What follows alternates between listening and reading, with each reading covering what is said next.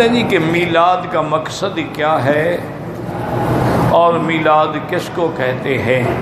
میلاد کا معنی ہوتا ہے کہ جب بچہ پیدا ہو، جس تاریخ کو وہ پیدا ہوگا اس کے لیے وہی دن جو ہے وہ میلاد ہوگا، یعنی اس کی پیدائش، نو مولود کا پیدا ہونا۔ تو اس پر جیسے آج کل آپ دیکھتے ہیں کہ جتنے عیسائی ہیں، یہودی ہیں، یا ہمارے مسلمان جو ان کی تعلیمات سے متاثر ہیں، وہ بھی جب بچہ پیدا ہو تو اس کے لیے باقاعدہ اس کا پیدائش کی خوشی مناتے ہیں، اور اسی طرح جب سال گزرے گا تو پھر اس کی خوشی منائیں گے اور کیک رکھیں گے، شمع لگائیں گے، پتہ نہیں کیا کیا کرتے ہیں۔ تو اصل میں یہ میلاد کا جو رسم ہے، جو یہ سب سے پہلے عیسائیوں نے کیا تھا کہ حضرت عیسیٰ علیہ السلام کی پیدائش کے دن پہ وہ خوشیاں مناتے ہیں، اور وہ آج تک ہیں۔ یہ کرسمس کیا ہے؟ وہی حضرت عیسیٰ علیہ السلام کا میلاد ہے۔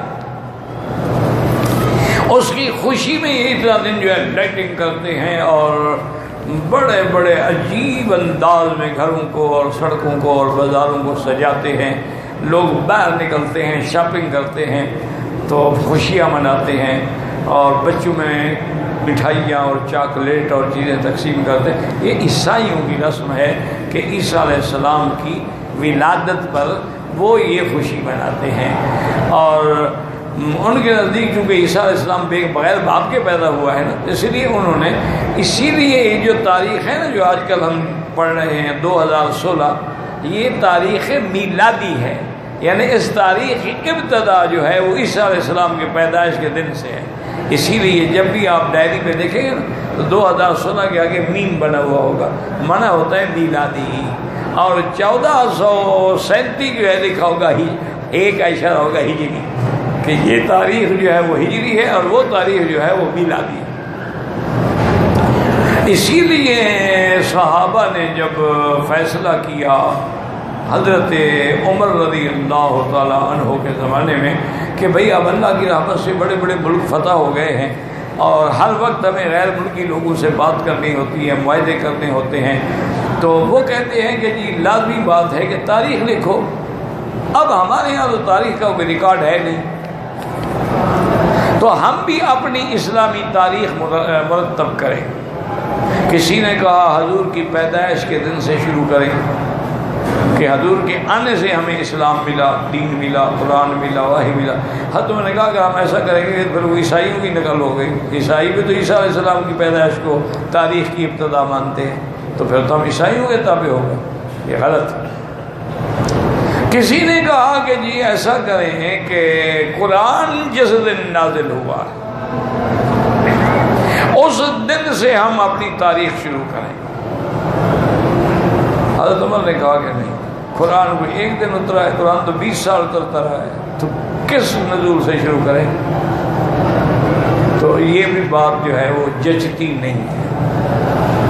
بہرحال بہت بڑے صحابہ نے بڑی بڑی آراء پیش کی، کیونکہ یہی تو اجماع ہے نا صحابہ کا جس بات پہ ہو۔ آخر میں طے یہ ہوا کہ بھئی اسلام کو عظمت ملی، عزت ملی، غلبہ ملا، میرے مدنی کو شان ملی کب؟ جب ہجرت فرما کے مدینے آئے۔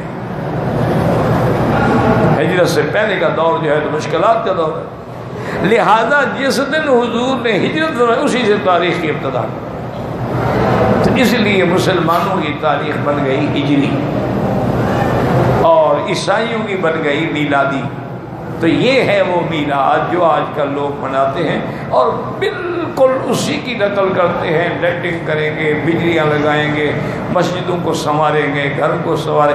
اب تو ماشاءاللہ خیر کیک ویک بھی بناتے ہیں، جیسے عیسائی کیک بناتے ہیں، کیک بنا کے بھی کوئی نہ کوئی بزرگ آ کے اس کو کاٹتا ہے۔ بڑے انا للہ و انا الیہ راجعون۔ یاد رکھو اس کا دین اسلام سے کوئی تعلق نہیں ہے، میلاد خالص بدعت ہے، اور اس میں شریک ہونا جو ہے بدعت کو رواج دینا ہے۔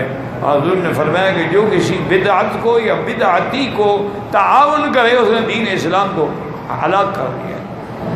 من وکر صاحب بدعت، جو بدعتی کی توقیر کرے، عزت کے حضرت آ گئے، فقد ہدم الدین، اس نے دین کو برباد کر دیا۔